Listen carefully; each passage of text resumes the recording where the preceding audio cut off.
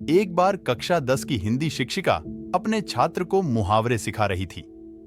तभी कक्षा एक मुहावरे पर आ पहुंची। धोबी का कुत्ता न घर का न घाट का। इसका अर्थ किसी भी छात्र को समझ नहीं आ रहा था।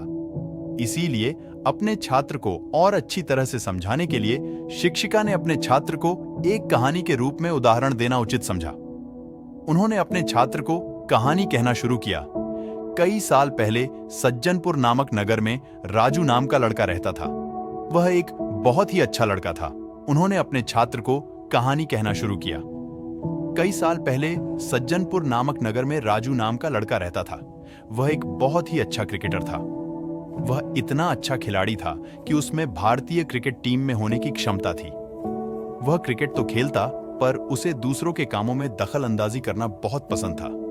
उसका मन दृढ़ नहीं था। जो दूसरे लोग करते थे वह वही करता था।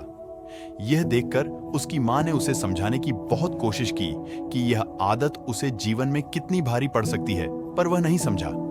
समय बीतता गया और उसका अपने काम के बजाय दूसरों के काम में दखल अंदाजी करने की आदत ज्यादा हो गई। जब भी उससे क्रिकेट का अभ्यास होता था, तभी उसके दूसरे दोस्तों को अलग खेलों का अभ्यास रहता था।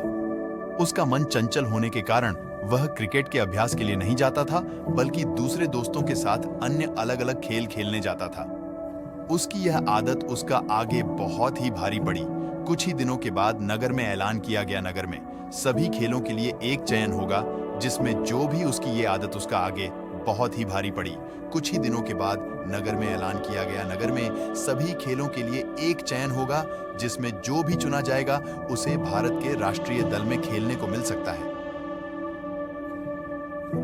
सभी यह सुनकर बहुत ही खुश हुए और वहीं दिन से सभी अपने खेल में चुनने के लिए जी जान से मेहनत करने लगे। सभी के पास सिर्फ 2 दिन थे। राजू ने भी अपना अभ्यास शुरू किया, पर पिछले कुछ दिनों से अपने खेल के अभ्यास में जाने की बजाय दूसरों के खेल के अभ्यास में जाने के कारण उसने अपने शानदार फॉर्म खो दिया था। 2 दिन के बाद चयन का समय आया। राजू ने खूब कोशिश की, पर अभ्यास की कमी के कारण वह अपना शानदार प्रदर्शन नहीं दिखा पाया और उसका चयन नहीं हुआ। वह दूसरे खेलों में भी चयन न हुआ, क्योंकि वे सब खेल उसे सिर्फ थोड़ा आते थे और किसी भी खेल में वह माहिर नहीं था, जिसके कारण वह कोई भी खेल में चयन नहीं हुआ और उसके जो सभी दूसरे दोस्त थे उनका कोई ना कोई खेल में चयन हो गया, क्योंकि वे दिन रात मेहनत करते थे। अंत में राजू को अपने सिर पर हाथ रखकर बैठना पड़ा और वह धोबी के कुत्ते की तरह बन गया, जो न घर का होता है न घाट का। इसी तरह इस कहानी के माध्यम से सभी बच्चों को इस मुहावरे का मतलब पता चल गया। शिक्षिका को अपने छात्रों को एक ही संदेश पहुंचाना था कि वे जीवन में जो कुछ भी करें सिर्फ उसी में ध्यान दें और दूसरों से विचलित न हो, वरना वह धोबी के कुत्ते की तरह बन जाएंगे, जो न घर का न घाट का होता।